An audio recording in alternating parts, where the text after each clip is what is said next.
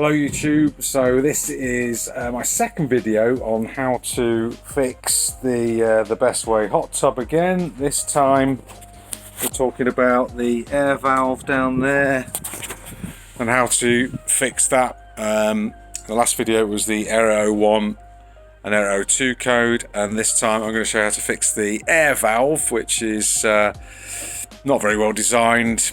These things are not designed to last that long. I'm on my third season, as I said in the last video, and I'm going to show you how to fix the air valve, which is effectively what blows the bubbles into it. I've been using it without the bubbles, but decided to fix it just using things I've found around the house and the garage. No special tools required, no special materials, and so I'll give you full instructions on how to do that in the following video.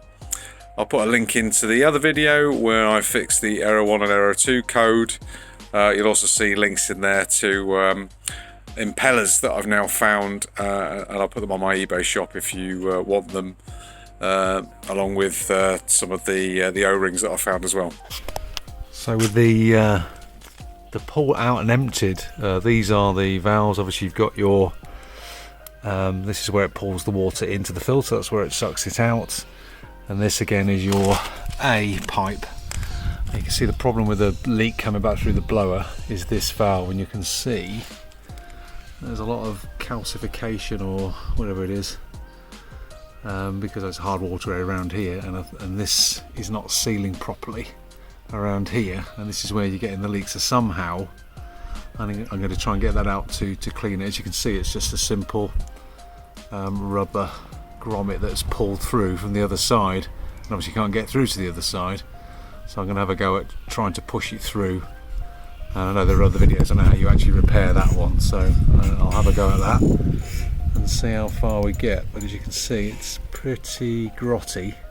It's not an item you can buy, I understand, so again might have to be some sort of Heath Robinson repair to keep this thing going, if you want to continue to use your air blower, that is. So, as we said in the previous one, this is where the valve on the other side of that comes from. This is the piece of washer which is not lined flat, so it's slightly warped. So my idea now is to sort of use a bolt through there, and effectively just create something that just sort of makes this a little bit more robust and pulls it in. So what I'm going to do is flip it over that way, where it seems to be sort of bent more towards the hole. The idea is that the pressure would keep it closed and the air would blow it open still, so it still needs some flexibility. So this is 39mm in diameter, and the next thing is to reinforce it, I think, with some rubber, which I'm going to cut from an inner tube for my bike, an old bike that's punctured, and see if we can reinforce it and glue it all together using some bolts. So I'll show you that in the next bit. So here's a couple of failed experiments where I was going to try and make a one-way blower valve using a bouncy ball pin. Unfortunately, it's just not water, it's not sealing properly. But there you go, another experiment for another day. So for this next bit, what you will need is an M5 by 25mm bolt, washer and nut combination, an old bit of inner tube to cut some pieces out of, which is what I've used here, a hole punch or a drill to put some holes through. The first thing you need to do is take off the nipple that was on the middle and make a nice neat hole, and then the next elements will be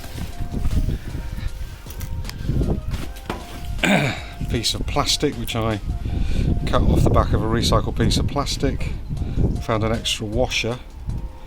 And the next thing to do would be to effectively assemble the sandwich of this, that and that.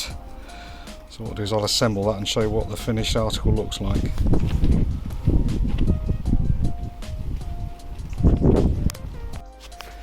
So here you have, I think is the final assembly. You'll see that the plastic is there just to give a bit of strength. So what I'm hoping is that when you put the valve, this is now more bent this way, this piece of plastic sort of holds it a bit more flat, as it were, and then when it blows, I'm still expecting the air to, I think we're doing this on one end, just effectively blow it that way to pass there, so you can see, so it's not going to stop it going that way, but it's going to blow the air past, and hopefully then that will, the water pressure with all these rubbers will give a much better water seal, stop the water coming out. So this is going to be the pool end, stainless steel, should be fine. And then that, I've somehow got to get to the other side of that bracket and get the nut on, so that's the bit I'll try out now. Okay, so here's the assembly, and so there you've got the original washer, 39mm, that I've cut the hole through. You've got the M25 by 5mm bolt, or 5mm by M25. Sorry, M5 by 25mm, piece of plastic that I've cut from a recycled container to sort of support it across there, so it sort of flap out the sides, and two, hang on, and then two that I've cut from an inner tube, then a washer and a nut. So that is going to be effectively how it's all going to be assembled. So I'll show it assembled again in a minute. There you go. So that's the finished assembly. See, the piece of plastic, as I said, was just there to make sure it can still give in one direction, but it really does sort of force it towards the plate on the inside. Somehow I've got to thread that back through the hole and pull it through, and then bolt it from this side. Unfortunately, there's no access to the other side without ruining it. So let's see how it gets on. So, in the final experiment. So I dare say that if you had a bit more patience, you wouldn't need to do what I've done. But what we need is that supporting hole, and what I've done is I've cut off the top support using a pair of snips. Fortunately, if you angle it that way, the bit pings this way, which is really good. And then what I've done is I've smoothed down the top of what was left using a Swiss Army penknife. I thought it was important just to use stuff you had knocking around the house as we're all in lockdown still. So I think that is still pretty robust. I should give it a bit of support. The problem is you've got to somehow thread all that lot on the other side and pull it through. Christ knows how you do that with the original hole. Maybe you had a bit more patience than I have. But anyway, that's the idea. That's got to go the other side, pull in that way with a bolt on the end to give you your blow off valve. Oh well, it's worth a try, isn't it? There you go, so that is back in. I'm not even going to pretend that was easy getting that in there. But you need to take that top bar out to get anything in. I had to make a couple of tools just to get behind it, just to pull it in place. The smaller hook is for getting around the bolt to pull it through. But this is keyhole surgery. It didn't take me that long, I'll be honest with you. But now if you look at this, and again I found that using snide nose pliers there was enough of a grip against the rubber to tighten that up quite tight. Actually, still a little bit more to go on that, so that's a really good fit. And again, that's a pretty good seal now against there. There's a lot of resistance, and there's still the wind could blow by that. I'm not going to pretend it's going to be as efficient as it was, but I believe that is going to give me the water seal. Now, improvements to this could be gluing all those bits of rubber together. Okay. But you can't get to the other side, so it's all from this side. And if I can do it using bits of wire from the garden to make these little tools I made, a nut and bolt which we just had in the shed, you can too. Like I say, the only drastic surgery is to take out one of those bars, but that looks pretty good to me. And I guess the only thing we need to do now is give it a go and see what happens. Okay, let's get on to that bit then. There you go, back together. The Heath Robinson valve assembly I put together. And if we press the bubbles on this, obviously no water in it yet, but if there'd be an error code if the air couldn't get through as a blockage, so let's just try that out. There you go, there is air coming out. So, not bad. And now we just need to fill it and see if there's any air coming through at all. It won't be as efficient as it was, but we can always remove some water.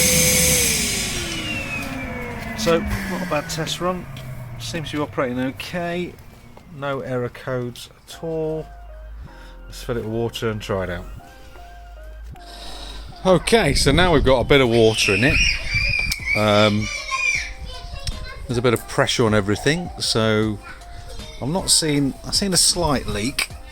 See there, but it was absolutely flooding out before.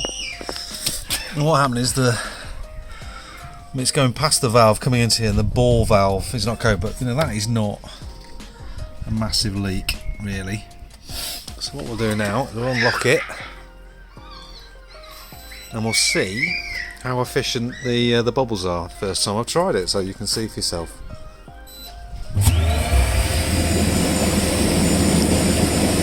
Blimey!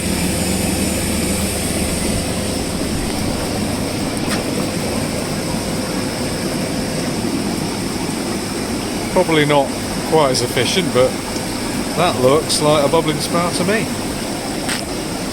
What do you reckon, Emily? So when the air comes through, the valve shuts, and then we've got to hope that a load of water doesn't come flooding through, which it doesn't. I think that is a success, and no error codes. And at 23 degrees, and it would start heating it now. Check out my other video where I fixed the Aero 1 and Aero 2 code. Speak to you later.